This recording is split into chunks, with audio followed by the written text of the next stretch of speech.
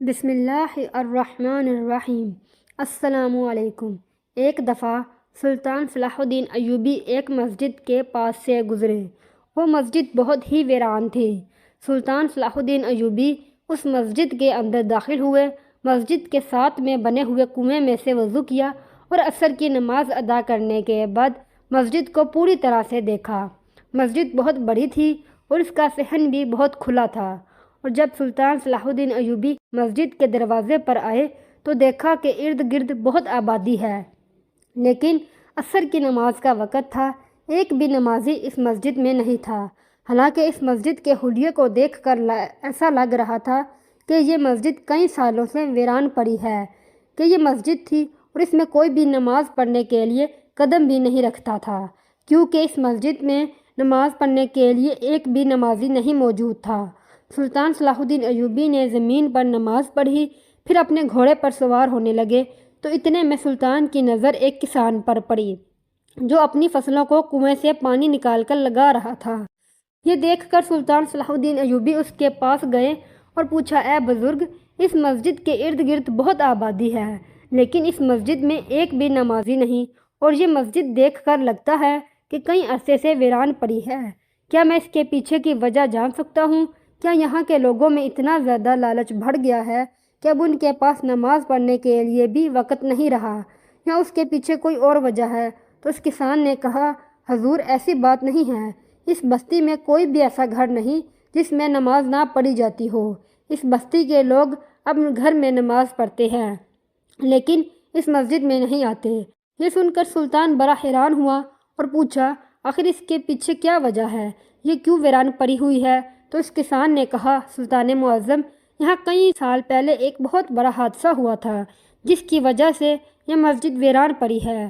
یہ سن کر سلطان سوچنے لگا کہ آخر مسجد میں ایسا کیا ہو سکتا ہے۔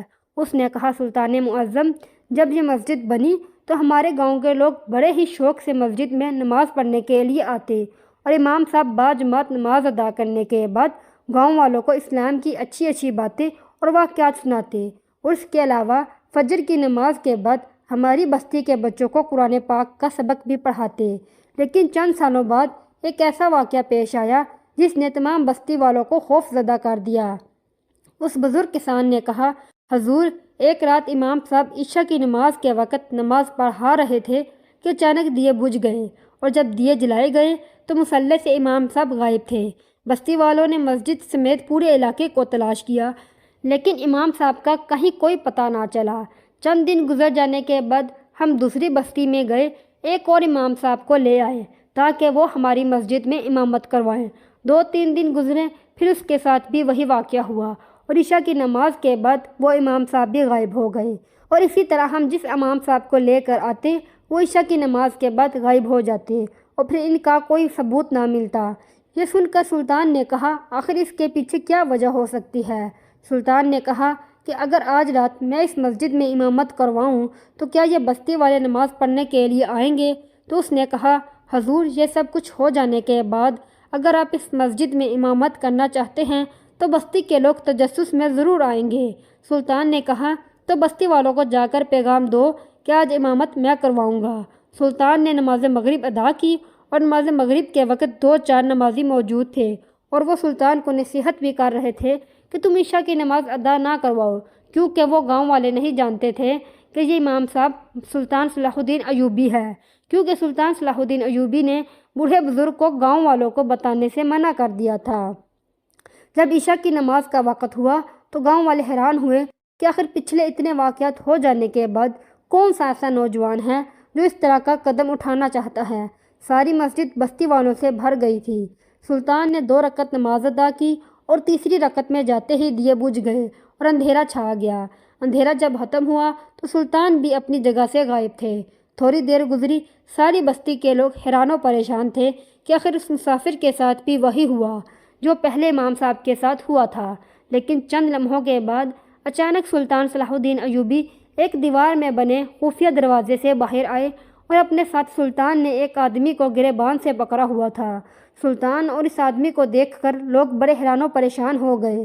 سلطان نے کہا، پریشان ہونے کی ضرورت نہیں ہے، یہ عیسائی پادری ہے اور گاؤں والوں کو ڈرانے کی غرض سے اس نے مسجد کے ساتھ ایک سرنگ بنا رکھی تھی اور یہ اسی خفیہ دروازے سے سرنگ میں داخل ہو جاتا اور عشاء کی نماز کے وقت اس کے چیلے اندھیرا کر دیتے اور امام صاحب کے منہ پر ہاتھ رکھ کر اس کو سرنگ میں لے جاتا اور قتل کر کے وہیں دفن کر دیتا، اور اسی خوف کی وجہ سے گاؤں والوں نے اس مسجد کو ویران چھوڑ دیا اور اس کا مقصد پورا ہو گیا۔